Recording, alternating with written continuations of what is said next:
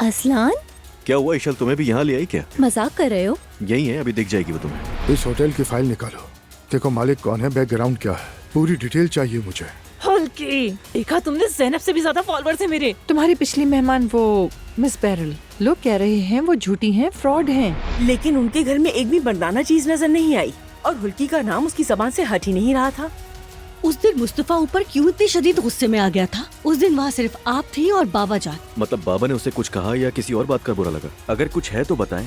मैं जा रही हूँ एलिफ को देखने। यही अलिफ आपके लिए मसला बनेगी और आपको खबर भी नहीं होगी। जानती हो तुम जो दर्द सह रही हो ना, उसके कांटे तुम दूसरों की तरफ मोड़ रही हो, लेकिन तुम्हारे ये कांटे मुझे जख्मी नहीं करेंगे, और करेंगे भी तो मैं उन्हें जड़ से निकाल कर फेंकना जानती हूँ।